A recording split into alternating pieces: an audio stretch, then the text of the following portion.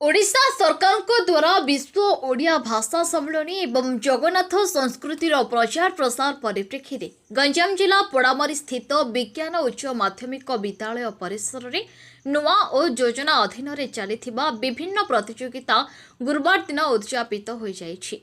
College अध्यक्ष प्रदीप कुमार पात्र अध्यक्षतार आयोजित कार्यक्रम में मुख्य अतिथि भावे नुआपड़ा श्री बालाजी महाविद्यालय ओडिया भाषा और साहित्य विभाग मुख्य डॉक्टर सुरेंद्रनाथ पाणिग्राही जोगदे कार्यक्रम को उद्घाटन करथिबा बेले सम्मानित अतिथि भावे कवि तथा संपादक डॉक्टर लक्ष्मी नारायण दास जोग देथिले। मुख्य वक्ता भावे ब्रह्मपुर शशिभूषण रथ महिला महाविद्यालय ओडिया भाषा और साहित्य विभाग मुख्य शांतनु सोना जोगदे विश्वरी ओडिया भाषार संप्रसारण करने को हेले ओडिशावासी प्रथमे ओडिया भाषा को प्राधान्य देवा आवश्यक बोली मत व्यक्त करने सह राज्य सरकार को ओडिया भाषार एभली प्रसार करुवा प्रयास को प्रशंसा करथिले। नोडाल ऑफिसर तथा उपस्थापक भावे उक्त कॉलेज ओडिया अध्यापिका सुमित्रा देवी कार्यक्रम समस्त विषय उपस्थापन करथिबा बेले कॉलेज समस्त अध्यापक अध्यापिका सहयोग करथिले। आयोजित उद्यापन उत्सव में कॉलेज समस्त छात्र छात्री जोगदे ओडिया भाषा साहित्यर बहुल प्रसार पर संकल्प नहीं। साहित्य जीवनर प्रतिच्छवि जीवनर वास्तव प्रतिच्छवि हिसाब से साहित्य सहित समाजर गभीर संपर्क साहित्य सहित समाजर जमी संपर्क समाज सहित साहित्य मध्य से भली निबिड़ संपर्क परस्पर सहित परस्पर संपर्क गभीर भाव रही। साहित्य हूँ सहित अर्थात जगतर हित साहित्यर सृष्टि साहित्यहीन गोटे मनुष्य समाज में शुभंकर नुह। साहित्य समृद्ध हेले देश जाति साहित्य समृद्ध हो। तेणु पिलाने छात्रावस्था साहित्य प्रति आग्रहशील होगा कथा उद्यम करने कथा। साहित्य बंचिले संस्कृति बंचो भाषा बंचो एवं मनुष्य समाज बंचो। सुतरां साहित्य एक सृजनशील वस्तु ये कौन से प्रकार अवहेलित अवस्था आसवा उचित नुहे। सरकार साधारण जनता एवं छात्र छात्री माने साहित्य प्रति आग्रह प्रकाश करी साहित्यर उत्तर उन्नति कामना कले जगतर मंगल हेब। साहित्य उन्नतर चरम सोपान रे उपनीत हेले गोटे देश जातिर भविष्य उन्नतर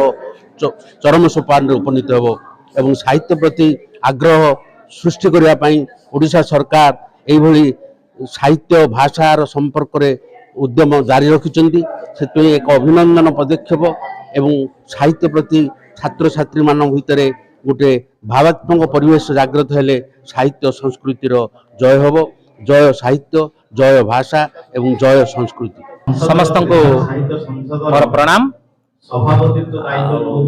आम ओडिया भाषा साहित्य संपर्क में आपण माने मोर अभिमत नेबाकू चाहूचंती जे राज्य सरकार द्वारा आयोजित एक स्वागत योग्य प्रशंसनीय एवं ऐतिहासिक कार्यक्रम होची नुआ और ओडिया साहित्य प्रतियोगिता। यही प्रतियोगिता माध्यम समग्र ओडिशार कोणे अनुकोणे साहित्य प्रति ओडिया भाषा प्रति ओडिया संस्कृति प्रति जातीय जागरण सृष्टि करने विशेषकर छात्र समाज मानू साहित्य प्रति आकृष्ट करने भाषा प्रति आकृष्ट करने संस्कृति सहित जड़ित करने सरकार एक निश्चित भाव में स्वागत योग्य पदक्षेप सुंदर कार्यक्रम मु निश्चित भाव में अंतर सहित स्वागत करी। कारण साहित्य आउ संस्कृति आउ भाषा ए गोटे जातिर अस्मितार परिचय अटे। गोटे जाति साहित्य संस्कृति एवं भाषा माध्यम परिचित हो पारे। जो देशर भाषा साहित्य संस्कृति जेते उन्नत सही देश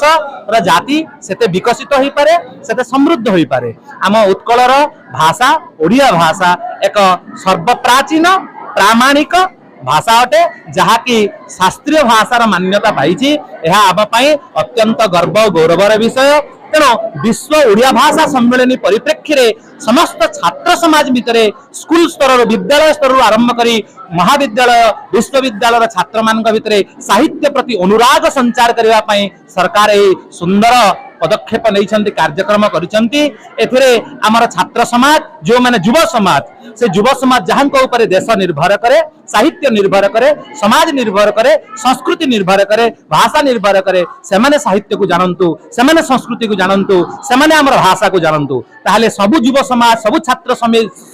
समाज जदि एथिरे शामिल हेबे ताहले आमे समस्ते सामग्रिक भाव में कार्य कले निश्चित भाव में आम ओडिया भाषा साहित्य संस्कृति आहुरी प्रचार हब प्रसार हब विकसित हब सरस हब सुंदर हब एवं साहित्य लोकाभिमुखी हब साहित्य लोकाभिमुखी हो गले साहित्यर प्रसार हब आ साहित्यर जो महनीय वार्ता अच्छी से महनीय वार्ता लोक समाज निकट को पहुंचब कारण आधुनिक सभ्यता पढ़ी आधुनिक शिक्षा पढ़ी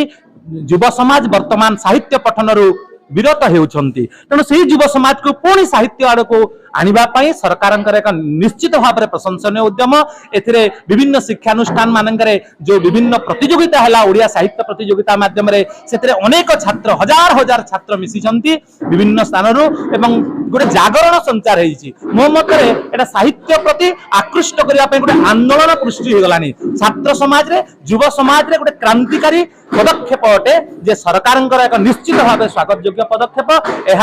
आम सरकार को से साधुवाद देवी धन्यवाद देवी तेणु निश्चित भाव में आम जदि समस्ते मिलित हवा एवं आम प्रतिभा को आम गुरुत्व देवा आम साहित्य को गुरुत्व देवा आम भाषा को गुरुत्व देवा आम माटी को गुरुत्व देवा संस्कृति गुरुत्व देवा निश्चित भाव में ओडिया जाति विश्व दरबार रे परिचित हो पारिबो ओडिशार संस्कृति चारिआडे परिव्याप्त हब प्रसारित हब नुआ कवि नुआ लेखक संचारित हो पारे सृष्टि हो पारे आम नुआ लेखक मान सृष्टि कले नुआ साहित्य सृष्टि करि पारिले एवं युवक माने सेतरे जड़ित हेले निश्चित भाव में आम भाषा साहित्यर विकास हब प्रसार हब विकसित रूप धारण कर सरकार